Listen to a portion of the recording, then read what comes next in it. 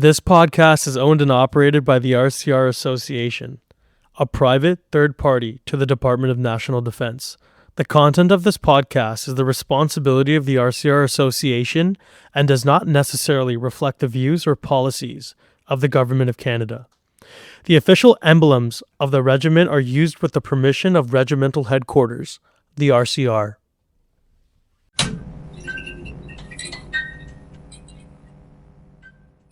All right.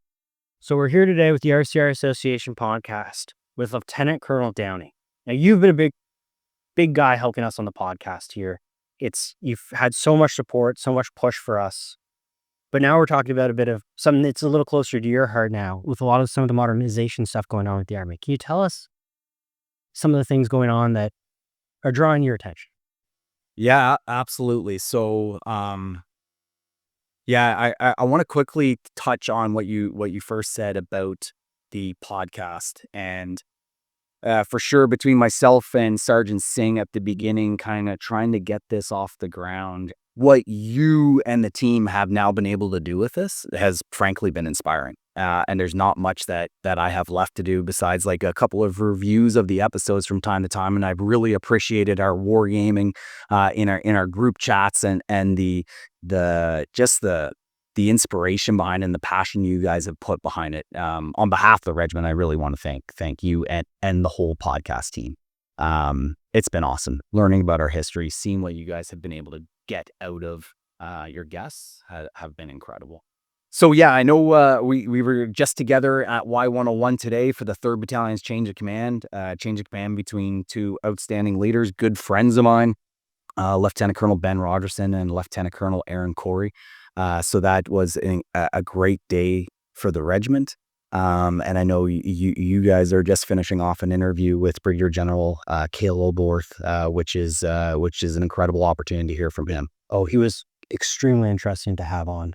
Yeah, and I've been able to cross paths with him throughout my career, and someone who's easy to talk to, and the fact that he was willing to come and share some of his thoughts and his experience with us, with the regiment and the extended regimental family, is great.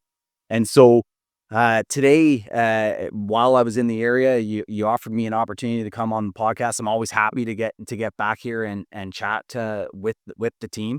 It's hard to get the guys from out of town. We take you when we can. If you're in town, we're just gonna grab you. Yeah, I appreciate it because it just coming back here to 3RCR and walking through the building, like you and I were just looking at the history on the walls. It's great being part of this history, being part of this family, and that's what these episodes are all about. So right now, yes, I am working in Ottawa. I know the last time we spoke, I was in Ottawa as well. And I'm going into my 2nd year at Army headquarters. Okay, that's so much new stuff is going on. Yes. It's as much as we talk about, it's headquarters, and every private corporal type likes to go, I'm just going to hide away from all the bigwigs. It also means sometimes we don't know some of the cool stuff that's coming if you don't keep the ear to the ground. So, well, that's it. It's kind of like when you have the opportunity in a town hall with the command chief warrant officers and the generals, of that opportunity to ask those questions. So I'm in a unique position in Army headquarters in Ottawa, where I work very closely with our Army leadership. And so I get to keep my ear to the ground and kind of see the direction and the vector that the Army is going on. And I'm sure you and our listeners have heard about Army modernization. Oh, every corporal loves to hear it, because every corporal, the first thing we think about is we get a new rifle.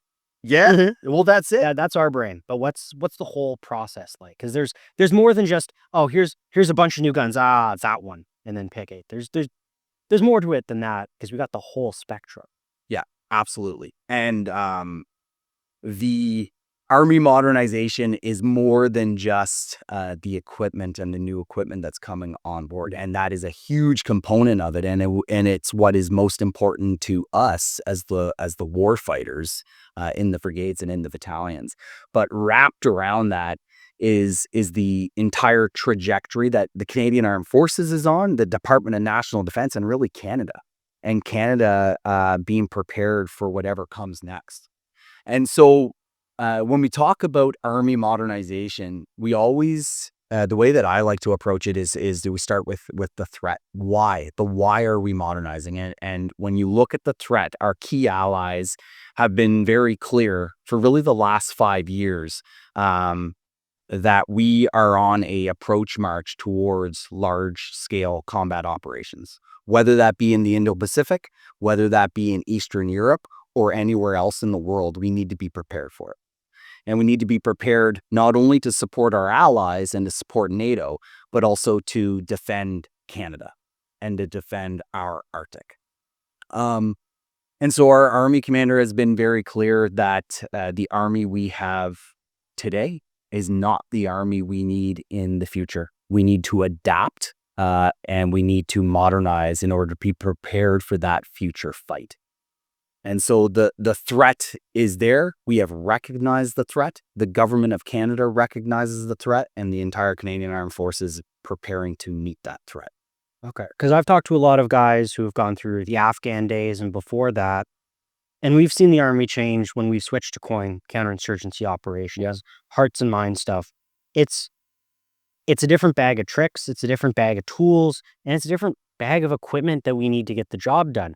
So we've kind of tooled up for Afghanistan. We did the job. The guys worked hard and soldiered and did things well. And now we're almost just shifting our arc slightly as a way. Yeah, so this is nothing new for Canada. So if you look back in our regimental history and our Army history, the Boer War, the First World War, the Second World War, Korea, and Afghanistan, as the most recent example, we have not been as prepared as we'd like when we head out the door to face these conflicts. But time and time again, Canadians stand up. We head out the door, not having the right equipment, not having the right kit, having olive drab in Afghanistan in the desert and CAD pad equipment, heading into the world wars with not the greatest equipment and uniforms and weapons, but then outfitting while in contact and being ready to do the fight alongside our allies. And that's much the same here. What we want to do is we want to get ahead of it. We know the fight's coming. And so our allies, our key allies basically agree that within the next 5 years, we're on a 5-year threat horizon. 2027, 2032, there will likely be major combat operations that we'll be involved in. We need to get ahead of that. And so that is what our Army commander and our Army leadership are doing through Army modernization. So the commander has set his priorities, and those being modernization being number one, to ensure that we are able to reconstitute and ultimately achieve readiness on behalf of the government of Canada. And it's not just readiness for domestic operations. It's not just readiness for COIN. It's readiness across the spectrum of conflict, all the way to that far right side that we don't like talking about much as a society, which is major combat operations, which is what you and I, as soldiers, need to be prepared for.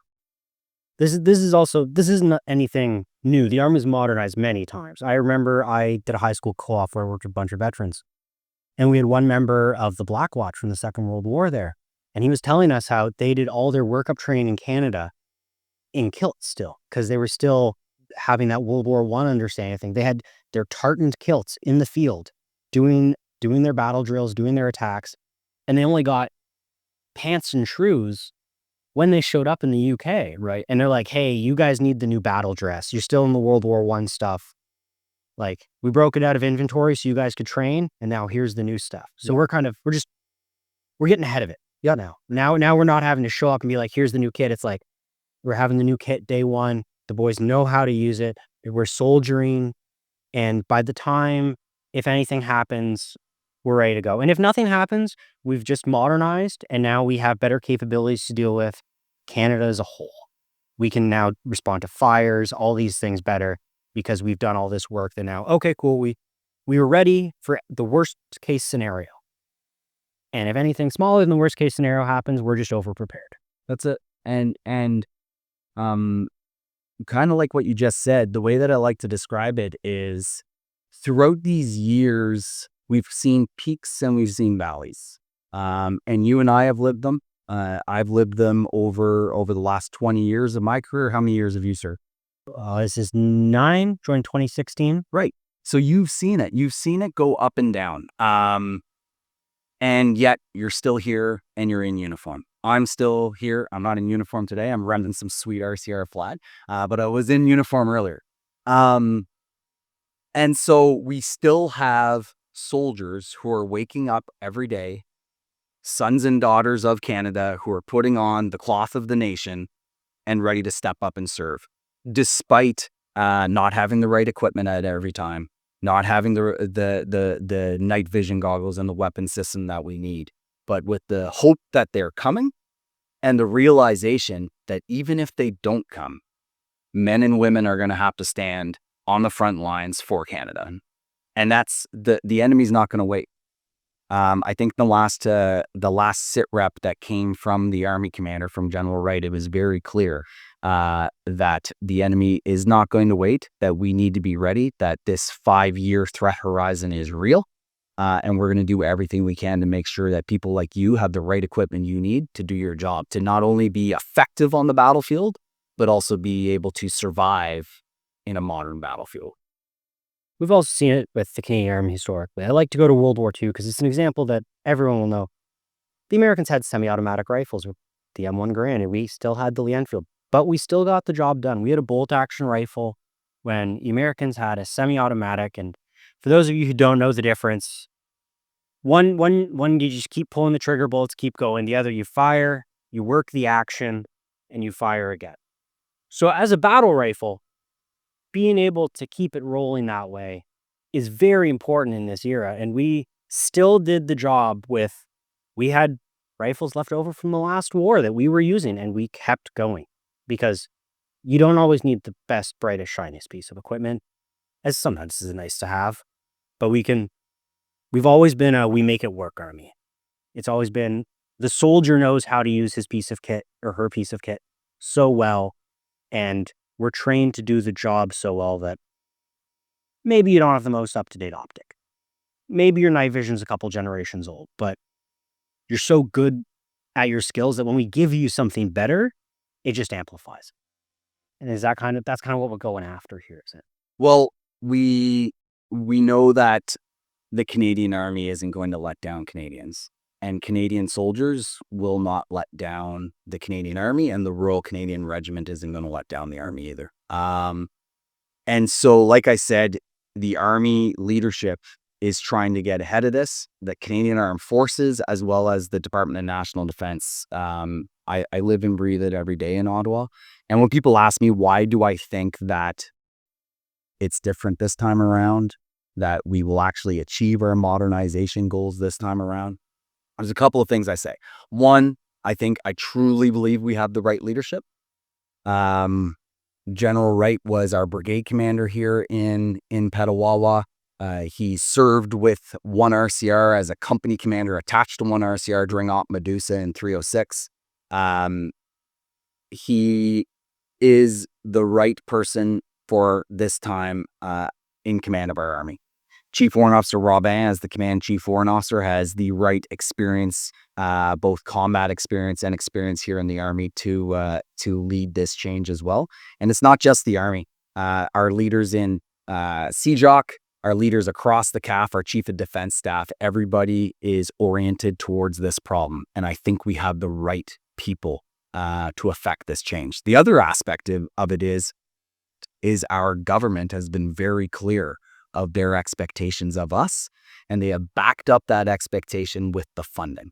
And when the money is there to affect the change, that's a big indicator that it's going to happen. And then the third thing that I always bring up, which I've already said, is that regardless if we modernize or not, the enemy isn't going to wait. We're going to get the job done no matter what. And we will be there. And just like Korea, just like the First World War, just like the South Africa War, just like Afghanistan, the equipment and everything will come if it's not there already. But what we're trying to do is to do it ahead of time. So the commander of the Army, I've told you about his 3 priorities. However, when it comes to equipment, which is what I know is most important to the warfighters and the light fighters here in the 3rd Battalion. When it comes to the equipment, his priorities, his number one priority is the improved soldier systems, which is the full battle rattle, FFO, the night vision that is required, the new carbines that are required to be effective on the modern battlefield. And then he has what is called his 4+1 priorities. The And general was just talking about that earlier. yeah, very Interesting. So he brought up they're like our major capital projects. Can you just list them off to make sure? Yeah, so it's the indirect fire modernization. Mhm. So whatever's going to replace the M777. It is ground-based air defense. It is domestic Arctic mobility enhancement. So whatever's going to replace the BB-206, basically. Let's make sure I'm not missing any. So the indirect fire, ground-based air defense, Arctic mobility, but the backbone of all of it is command and control.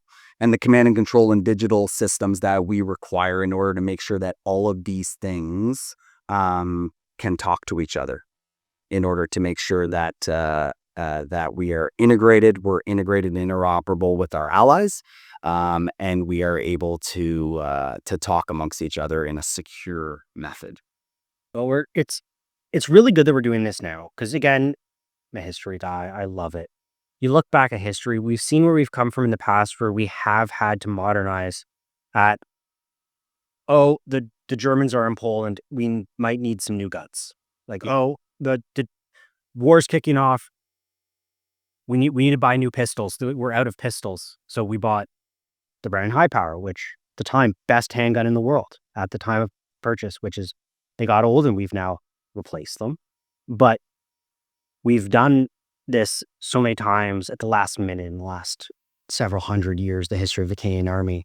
We've had where we've gone to fight the Boers and we've been going with a white helmet and we go, we need to make this camouflaged as we get reports back. And the guys dye their helmet covers, their white pith helmet covers with tea bags and dirt and mud to get them that khaki color so that they're not getting picked off.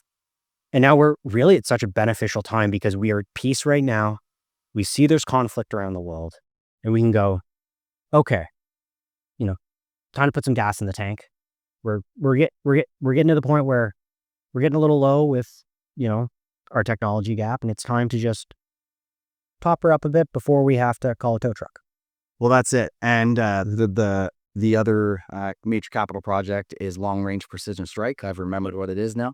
And so kind of just like what you were saying, we are making sure we have the capabilities to be relevant, to be effective, to be operational effective, and able to survive and protect our soldiers in the modern battle space. And all of these systems, so I said the backbone is digitization and the command and control systems that allow everything to talk, allow us to see, allow us to have blue force tracking, allow us to understand the battle space, have common operating picture with internal and with our allies. So the Army is moving towards the division level of warfare yet again. Okay. And so what that means is we are developing the capacity to field a warfighting division alongside our allies. And we haven't done that really since the World Wars. And so if you think of what Canada was able to do in World War I at Vimy Ridge, where we had all of our divisions operating under a corps to secure Vimy Ridge, a proud moment in Canadian history. When you think of D-Day and landings and Juno Beach, Canada had a beach assigned to it for our division to secure alongside the British and the Americans. We don't have that capacity today, but what our Army commander has stated is that we must have that capacity in the future in order to be relevant, in order to be self-sustained as a lethal combat entity overseas or at home here in Canada. Well, it's been so long since we've deployed anything larger than a battalion. And even then, it's been years since battalions deployed together. We have so many company deployments because we're doing so many partnership forces. And they're so important to use coalition operations. But we're really coming back to, hey, we need to be able to do Canada's not just a part of this or the lead of this or a large part of this. Canada's all of this. This is us doing it. And it's just something that, well, we've had different kinds of operations to do, and because the job shifts, we have to be ready for it. That's it. And your brigade commander this morning, I thought he put it very well. Colonel Jordan Job. He talked about 2 Brigade being ready, the regiment being ready, and our army being ready for whatever comes. And like we said, it's that spectrum. But we are preparing for major combat operations on that far right of the spectrum. And what that looks like is it looks like the system of systems operating as one. And that system starts with you as the soldier, and making sure you have all the equipment, experience, and training that you need to do the job. And that system grows out from you to your section, to your platoon, to your company, to the battalion. But for the first time, it's growing out towards the brigade, and then ultimately to that division, and that division level fight that Canada has to be ready for. So it starts with the basic stuff of morning PT and weapons in the vault. That's it. Yeah, it does. And that's a key other aspect that is at the front of mind for General Wright and Chief Warrant Officer Robin is physical fitness. And they talk about culture a lot. And the culture of the Canadian Army is that of a professional warfighting army. And that starts with your personal discipline and physical fitness being the really the backbone of that. And I know you're no stranger to that in the 3rd Battalion. No, I showed up to the 3rd Battalion from the 1st Battalion, and just there is a cultural difference there for sure. It's just the mech world to the light world, because the light world, you got no vehicle to carry. You're walking. And just my fellow soldiers, like I have been on a journey to improve my own fitness. And just sometimes you'll see a guy and you'll be like, "Hey, what was your 1 mile run time on the para PT?" "Oh, you got 7:05? I can do better than that." "All right. Be in by 30 seconds. Let's go for it." Then you go and you gas yourself. And then you realize, all right, maybe I need to run a little more. And then you do, okay, well, I beat him now, but he can do more pull-ups than me. All right, now I got to start doing more pull-ups, Yes. You got, I love that culture. We also just got a bunch of new soldiers in battalion, and we're seeing more new soldiers, and I'm noticing them coming up in a different way now. We're seeing soldiers who are different than I came through the training system, and not in a bad way. I'm getting a lot more soldiers, like some of the new guys in my own platoon, that I'm like, I can trust you guys a little more thinking wise than maybe I would have trusted myself as a new soldier. Like, we're getting some guys who can, think a little better than, your 18-year-old fresh out of high school. They're really thinking, and we're getting some dudes who are quite fit. We had a bunch of the new soldiers that showed up in the battalion this week or last week or so. And some of the guys are telling me, like, these guys can run.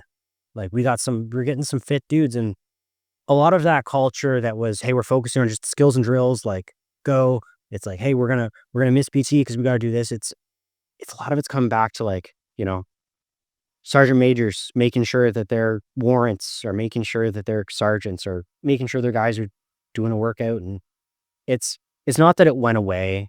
I don't feel as much as just that. No, it got backburnered by task after task. So when you have, you only got 3 guys in the platoon because everyone's tasked or broken, when you get injuries building up because people aren't getting enough PT time, it's really coming back to, especially the 3rd Battalion.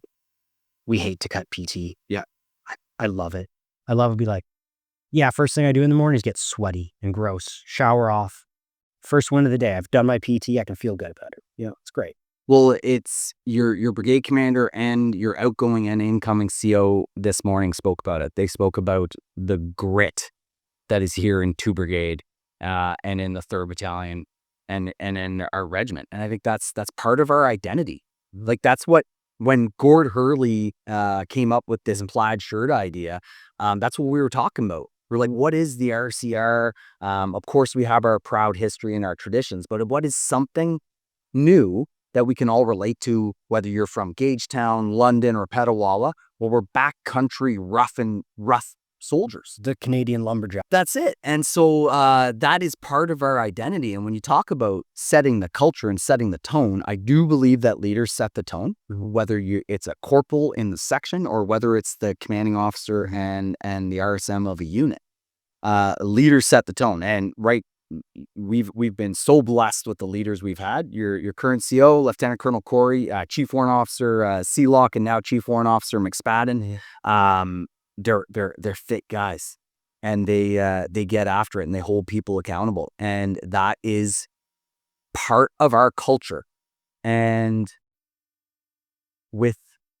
throughout the last few years, throughout the last 10 years, we've gone through a culture change in the Canadian Armed Forces, and it was necessary, and it was and continues to be extremely important that we maintain the standards and the levels of respect and dignity that is required as professional soldiers and as Canadians.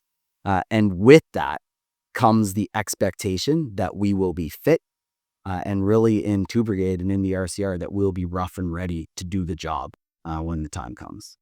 You spoke of leadership and doing that. I remember coming in, we were doing parade practice this week, and we had to show up earlier a bit than usual. So we weren't doing company PT. We were showing up and going to the parades. We're all in DEUs and all that.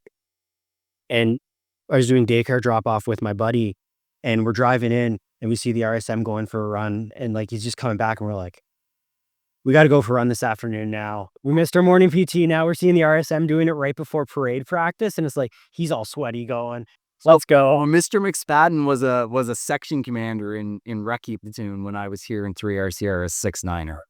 We'll have to see if we can get him on. Hell of a soldier. You should definitely have him on. Hell of a soldier. If we're lucky, you guys are lucky to have him as a RSM.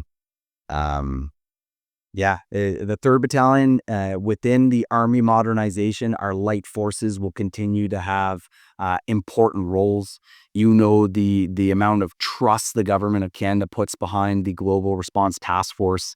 You are going into that readiness period where you're going to go off to Alaska and train with our allies there, and then hold that posture of GRTF for the Canadian Armed Forces and really for Canada. What an incredible role to be proud of. And when we talk about Army modernization, a lot of these capabilities and a lot of this capacity will enable our light forces to just continue to hone that skill craft.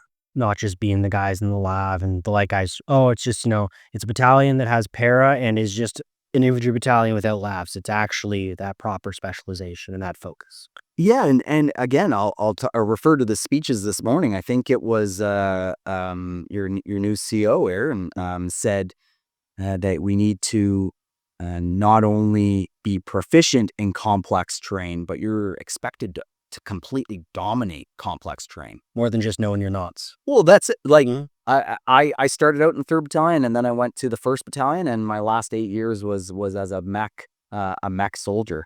But I never forgot where I came from in the 3rd Battalion. And there are things that light fighters can do that our mech battalions are not capable of, and much the same with mech battalions. A LAV force able to reach out and kill people at those distances and those ranges is a force to be reckoned with. But they're not the most suited for complex terrain. And then they're not most suited for expedient deployment and infill into a contested region, which light forces are. And so both of those elements working together within an army that's operating at the division level in the next few years, I think that's a force to be reckoned with. And that is the force we need to meet the threat that our allies have clearly stated and our government is tracking. I love it. I love really getting into the difference between that light and mech world, because a lot of the lower level soldiers don't realize, like, they're actually 2 different mission sets. Everyone's just like, oh, light battalions are just guys without labs. Oh, we just don't have enough money to mechanize up. Everyone's like, no, it's a different job. Like, you gotta realize that labs are great. Labs can move far, go fast. They're great on open plains of Eastern Europe, Afghanistan. They can see forever. But if you put them in dense jungle, you're getting stuck.